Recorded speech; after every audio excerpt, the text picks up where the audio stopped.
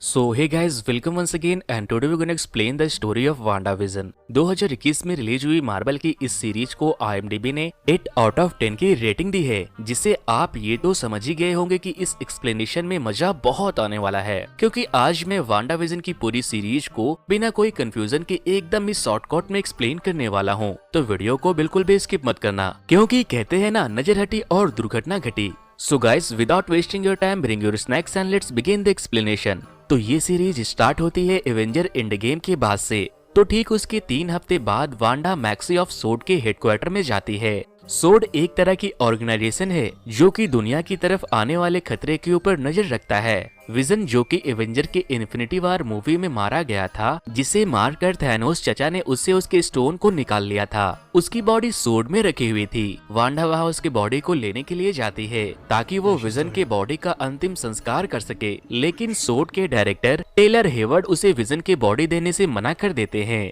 जिसके बाद Wanda waste view नाम के एक सिटी में जाती है, क्योंकि कुछ समय पहले वांडा और विजन ने मिलकर डिसाइड किया था कि वेस्ट व्यू सिटी में वो अपना घर बनाएंगे, इसीलिए उन्होंने वहां पर एक प्लॉट भी खरीद लिया था। लेकिन वांडा का ये सपना अधूरा रह गया था और उसके दिल के टोटे टोटे हो गए थे, क्योंकि वांडा को अपने लाइफ में बहुत सारी परेशानियों का सामना करना पड़ा था। सबसे पहले तो उनके पेरेंट्स की डेथ हो गई, फिर उसका भाई, और टिल नाउ उसका प्यार विजन भी मर चुका था। एक तो वो पहले से ही काफी दुखी थी, और ऊपर से जब वो विजन के बॉडी को लेने गई तो उसे वो भी नहीं मिला, इसीलिए उसका इमोशन आउट ऑफ कंट्रोल हो गया और उसका एंगर एक भयानक रूप ले लेता है। और वांडा के बॉडी से इतनी सारी एनर्जी निकलने लगती है कि उससे उसके खरीदे हुए प्लॉट पर एक घर बन जाता है और पूरा का पूरा वेस्ट व्यू सिटी उसके पावर से चेंज हो गया। और तो और वांडा के पावर से एक नया विजन का जन्म भी हो गया था। लो जी, और क्या चाहिए। वांडा के पावर से वेस्ट व्यू सिटी का पूरा नक्शा ही बदल गया था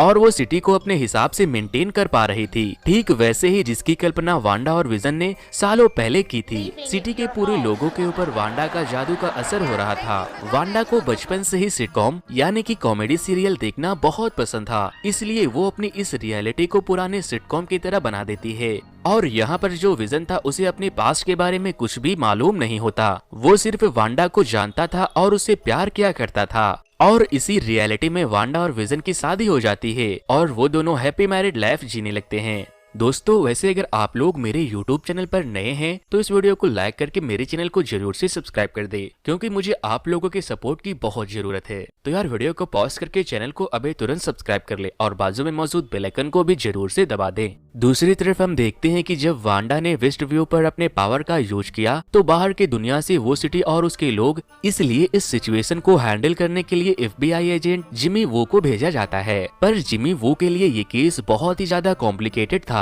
इसीलिए वो सोड के ऑफिसर से हेल्प मांगने के लिए जाता है। जिसके बाद सोड की डायरेक्टर मोनिका रैम्बियो को इस काम के लिए भेजते हैं। मोनिका जिमी के साथ वेस्ट व्यू की तरफ जाती है। वहाँ वो दोनों देखते हैं कि सिटी के बाहर एक अजीब सी एनर्जी फील्ड है। जब मोनिका उस एनर्जी फील्ड के पास जाती है तो वो उस एनर्जी के अंदर चली जाती है। जिसके बाद जिमी वो सोड के डायरेक्टर को ये सारी बात बताता है और फिर सोड के लोग वेस्ट व्यू सिटी को चारों तरफ से घेर लेते हैं और इस बारे में इन्वेस्टिगेशन करने के लिए कई साइंटिस्ट को बुलाया जाता है, जिनमें से एक थी डार्सी लेविस, जिसे हम थॉर पार्ट 1 और पार्ट 2 दोनों में देख चुके हैं। डार्सी इस सीरीज में एस्ट्रोफिजिसिस्ट का रोल कर रही है। डार्सी इस एनर्जी के बारे में इन्वेस्टिगेट करती है तो उसे एक सिग्नल का पता चलता है जो कि वेस्ट व्यू सिटी से आ रही थी। डार्सी उस सिग्नल का पता करती है तो उसे पता चलता है कि वो एक ब्रॉड का सिग्नल है, जिससे वांडा विजन नाम का एक सीरियल टेलीकास्ट हो रहा है। उस शो में जब मोनिका दिखाई दे रही थी तो सोड के लोग समझ जाते हैं कि वो एक लाइव टेलीकास्ट है और उस एनर्जी फील्ड के अंदर के सारे लोग उसके कैरेक्टर बन गए हैं। दूसरी तरफ हम देखते हैं कि सोड, FBI और सभी साइंटिस्ट मिलकर ये समझने की कोशिश कर रहे हैं कि आखिर वेस्ट व्यू सिटी में क्या हो रहा है। नेक्स्ट सीन में हम देखते हैं कि वांडा की वो रियलिटी पुराने सिटकॉम से नए सिटकॉम में बदलते जा रही है और वहाँ सब कुछ ब्लैक एंड व्हाइट से कलरफुल बन गया था। फिर हम देखते हैं कि एक दिन मोनिका वांडा से मिलती है और गलती से वो कुछ ऐसा बोल देती है जिससे वांडा समझ जाती है कि मोनिका सोड की एक एजेंट है और वो उसके लिए खतरा साबित हो सकती है। जिसके बाद मोनिका सोड पहुंचकर सभी को ये बात बताती है कि ये सब के पीछे वांडा का हाथ है। इसीलिए सोड के डायरेक्टर हेवर्ड वांडा को आतंकवादी बोलकर उसे मारने का ऑर्डर दे देते हैं। पर मोनिका इस बात पर एग्री नहीं होती, क्योंकि वांडा ने अभी तक किसी को नुकसान नहीं पहुंचाया था जिसके बाद डायरेक्टर हेवर्ड सबसे एक झूठ बोलता है और वो कहता है कि वांडा ने विजन के बॉडी को चुराकर उसे जिंदा किया है, जो कि कानून के खिलाफ है, इसीलिए वो वांडा को मारने के पीछे पड़ गया था। पर मोनिका, डार्सी और जिमी डायरेक्टर के बातों को मानने से इनकार कर देते हैं, इसीलिए वो तीनों को वहाँ से निकाल दिया जाता है, जिसकी वजह से उन लोगों को डायरेक्टर पर शक होने लगता है कि वो जरूर कोई न कोई गलत काम करने वाला है, जिसके बाद से वो लोग डायरेक्टर के ऊपर नजर रखने लगते हैं। और दूसरी तरफ वेस्ट व्यू के अंदर वांडा 2 बच्चों की माँ बन चुकी थी। हाउ क्यूट ना। और तो और उनके बच्चों में भी मैजिकल पावर थे, इसीलिए वो काफी जल्दी जल्दी बड़े हो जाते हैं। अब वांडा की जिंदगी काफी परफेक्ट बन चुकी थी, लेकिन विजन चाचा अब भी खुश नहीं थे, क्योंकि उसको ये सब कुछ बहुत ही अजीब लग रहा था, क्योंकि वहाँ कभी भी कुछ भी हो रहा था। और तो और विजन को अपने वजूद पर शक होने लगा था, पर वांडा उसका ध्यान भटका रही थी। नेक्स्ट सीन में हम देखते हैं कि विजन सच का पता लगाने के लिए वेस्ट व्यू सिटी के बॉर्डर पर चला जाता है और वो एनर्जी फील्ड से बाहर निकलने की कोशिश करता है, लेकिन वो जैसे ही बाहर निकलने लगता है तो उसकी बॉडी टूटकर बिखरने लगती है और वो एकदम मौत के करीब पहुंच जाता है, क्योंकि ये विजन वांडा की बनाई हुई रियलिटी में ही जिंदा रह सकता था। फिर जैसे ही वांडा को ये पता चलता है कि विजन वेस्ट व्यू के बाहर चला गया है,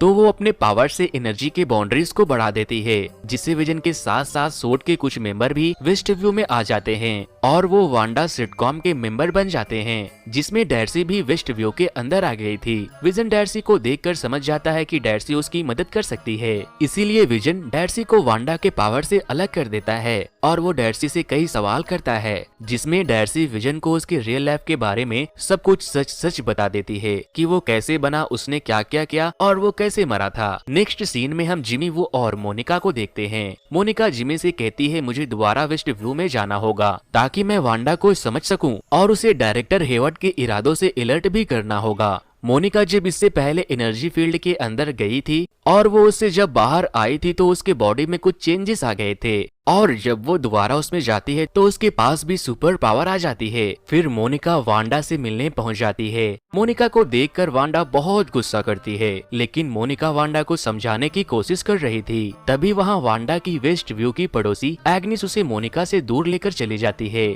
हमें यहाँ पर ये पता चलता है कि एग्निस एक विच यानी कि चुड़ैल थी। उसका रियल नेम एगाथा हार्नेस था और इस सीरीज की वो एक मेन कैरेक्टर और दूसरी विलन भी थी। वांडा विजन में एगाथा हार्कनेस एक पावरफुल सेलम विच की बेटी होती है, बट एगाथा के इरादे अच्छे नहीं होते, क्योंकि ये एक डार्क मैजिक डार्क विच क्राफ्ट की प्रैक्टिस कर रही थी, जिसे करना बिल्कुल भी अलाउड नहीं था। और इसी वजह से उसकी मॉम और अदर विचेस ने उसे उठाकर एक पिलर के पास ले जाकर उसे बांध दिया था और एज ए पनिशमेंट सभी विचेस उसको मारने लगते हैं। बट यहाँ पर ये वार उल्टा पड़ जाता है। एगाथा काफी पावरफुल विच होती है, जो कि वहाँ मौजूद सभी विचेस के पावर को अपने अंदर एब्जॉर्ब कर लेती है और वो सभी को मार देती है। फिर एट द एंड जब उसकी मॉम उसके ऊपर अटैक करती है तो हमें ये पता चलता है कि वो अपने मॉम से भी काफी ज्यादा पावरफुल है। वो अपने मॉम के शक्ति को भी अपने अंदर ऑब्जॉर्ब करके उसे मार देती है और वो तब से लेकर आज तक हर पावरफुल मैजिशियन के पावर को अपने अंदर ऑब्जॉर्ब कर चुकी थी।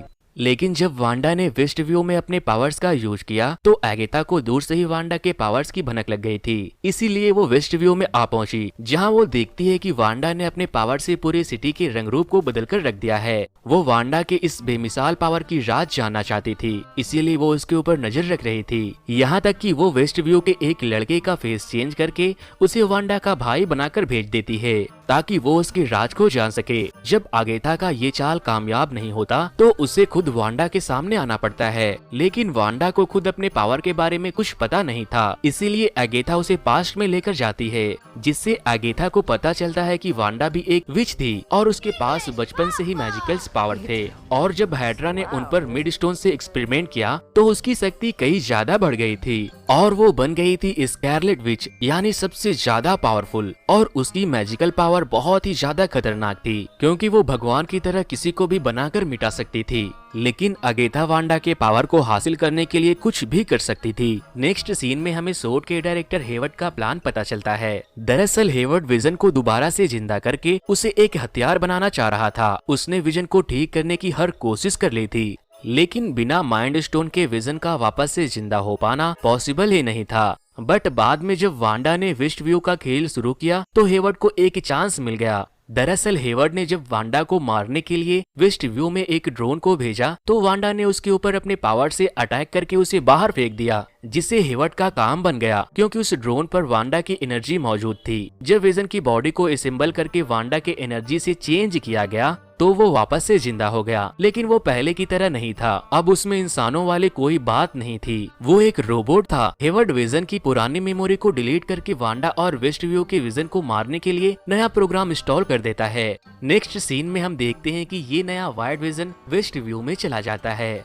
वहाँ पर अगेथा और वांडा के बीच में फाइट हो रही थी। वाइट विजन वहाँ पहुंचकर वांडा को मारने लगता है, लेकिन तभी वहाँ दूसरा विजन आकर वांडा को बचा लेता है। फिर हम देखते हैं कि एक तरफ अगेथा वर्सेस वांडा की फाइट होती है और दूसरी तरफ विजन वर्सेस वाइट विजन में फाइट शुरू हो जाती है, जहाँ वांडा अगेथा से ज्यादा पावरफुल थी, लेकिन वांडा को इस पावर का जरा सा भी एक्सपीरियंस नहीं था, इसीलिए अगेथा उस पर भारी पड़ रही थी और उसके पावर को ऑब्जॉर्ब करते जा रही थी। फिर अगेथा वेस्ट व्यू के लोगों से वांडा का कंट्रोल हटा देती है, जिसके बाद सारे लोग वांडा पर काफी गुस्सा होते हैं क्योंकि उसने उन्हें काफी दिनों से अपने कंट्रोल में रखा था। इसीलिए वांडा कुछ देर के लिए अपनी एनर्जी फील्ड ओपन करती है ताकि वो लोग वहाँ से बाहर निकल सके, जिसका फायदा उठाते हुए हेवर्ड अपने आर्मी को लेकर वेस्ट व्यू में एंटर कर लेता है और वो सबके ऊपर अटैक करने लगता है। पर वांडा के बच्चे और मोनिका हेवर्ड के आर्मी को संभाल लेती है। दूसरी तरफ अगेथा वांडा को बोलती है कि अगर तुम मुझे अपनी पावर को दे दोगी तो मैं वेस्ट व्यू को बिल्कुल ही परफेक्ट बनाकर यहाँ से चली जाऊंगी, ताकि वांडा और उसकी फैमिली खुशी खुशी वहाँ रह सके।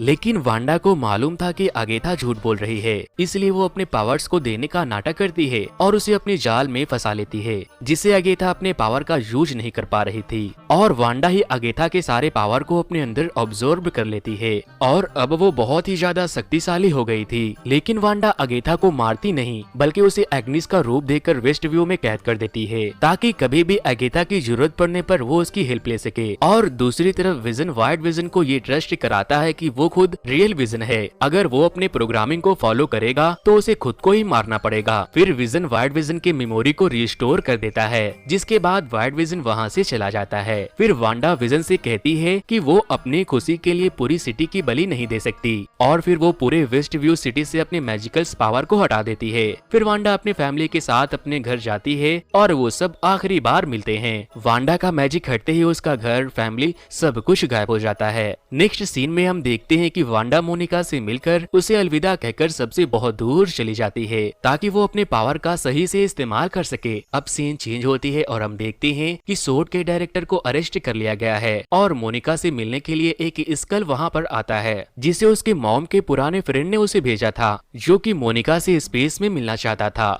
मोनिका की मॉम का फ्रेंड फूरी था। निक फूरी को हमने स्पाइडरमैन फार फ्रॉम होम में देखा था। निक फूरी मोनिका को स्पेस में एक नए मिशन के लिए बुला रहा था। लास्ट के सीन में हमें वांडा दिखाई देती है, जो कि कोई अनजान जगह में पहाड़ों में अकेली रह रही थी। फिर हम देखते हैं कि वांडा अपने विच फॉर्म में एक बुक को पढ़ रही है और वो बुक है डार्क होल्ड, जो कि डार्क मैजिक का बुक था और वो पहले अगेथा के पास थी। तो वांडा ने उसके पावर के साथ उसके बुक को भी ले लिया था और वांडा इस बुक से डार्क मैजिक सीख रही थी। यहाँ पर वांडा को अपने बच्चों की आवाज सुनाई देती है, इसीलिए वांडा डार्क मैजिक से वो अपने पास बच्चों को वापस से लाने की कोशिश कर रही थी और ये सीरीज यहीं पर खत्म हो जाती है। तो दोस्तों आज की सीरीज में बस इतना ही। नए आने वाले व्यूअर्स से ये गुजारिश है कि आप मेरे काम को सपोर्ट करने के लिए इस चैनल को सब्सक्राइब करके बाजू में मौजूद बेल आइकन को जरूर